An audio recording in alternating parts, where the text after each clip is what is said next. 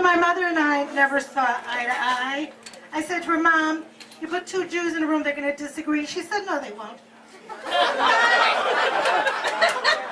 Mom did not overthink things. Her parenting rules were very simple. Stand up straight, brush your teeth, don't let boys go all the way. That's it. That's everything you need to know. Go be in the world. She was done. She didn't overthink things. Mom was a first grade teacher, which she loved teaching, which was a little weird because she really didn't like kids. But what she liked was going on strike. She loved it. She was actually the district. She was the strike coordinator for her district. And, so she was like a rabble rouser. She was like, go workers. But she was also a nice Jewish lady. So her picket lines were catered. Which was embarrassing to me as a kid, because we'd get the calls from like the union officials, and they'd be like, Maxine, you are not supposed to use the strike fund for chocolate croissants and chopped liver in the shape of a swan. But she didn't care. She liked being on strike because she liked attention. And that was really the tension in our relationship, because she had to be the center of attention, and it was hard for me to get any attention, which is why I'm here right now.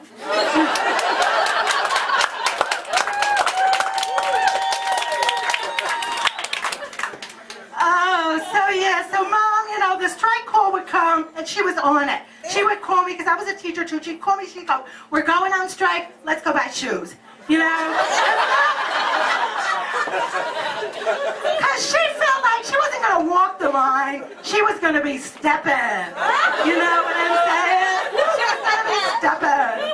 And she loved the attention, because she knew if she was on strike, she could be on TV. Because she knew how to manipulate the TV people. She was telegenic. And what she would do, she would dress up. She'd always wear this red hat with this big brim, And she knew how to talk in pithy sound bites, because like I said, she didn't overthink things.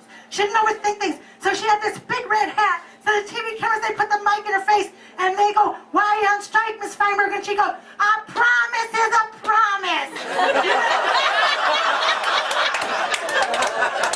She didn't get into the minutiae, And sure enough, you'd open the Tribune the next morning, and there would be the headline, a promise is a promise. Maxine Feinberg, District 17. So I had trouble forging an identity, so I decided to be an academic, because that was the opposite of my mother. I could make a career out of overthinking things. And I present, a paper I wrote was accepted at a conference, and I was in graduate school, big deal, and I was going to go to this conference, and I was going to be cool, and I was going to be academic, and the conference was in Chicago, where we're from. So my mother said, oh, I'm coming, and I'm like, Mom, you can't just come to the conference. She goes, oh, yes, I can. And I'm inviting your Aunt Gloria, my cousin Shirley, Auntie Nettie, Sylvia from the old neighborhood. We're going to this conference. We're going to go see your thing. I was like, oh my God. Because I'm trying to impress these academics. I want to be different from my mother, as different as I can be. So I go to this conference, and I'm going to do my presentation, and looking over at this sea of scrawny graduate students in their, hipster black t-shirts, and assistant professors trying to get tenure, and everybody's cool, and everybody's edgy, and here comes my mother, and my Auntie Natalie, and my cousin Shirley, and they're all wearing these, Calvin Klein running suits, in lime green and hot pink. It's like this sea of peacocks in this, field of black and denim, and I'm like, so did I start my presentation? Do you think she sat quietly? No, she did not. She's yelling out her opinions of post-structuralism, which she knows nothing about. But she doesn't overthink it,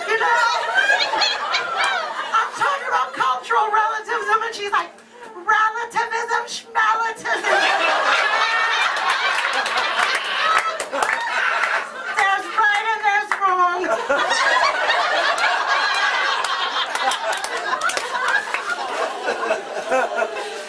Almost done here.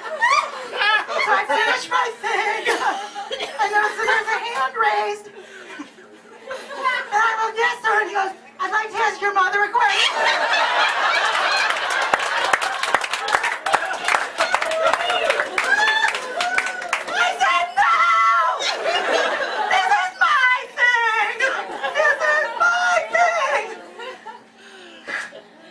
looking back, now that I'm the age my mother was, I think, why did I care about trying to impress these academic wannabes? Why did I care right now, to be honest? I'd give anything to see a room full of colorful ladies with their West Side manners and their down-to-earth attitudes and their unconditional love. Thank you.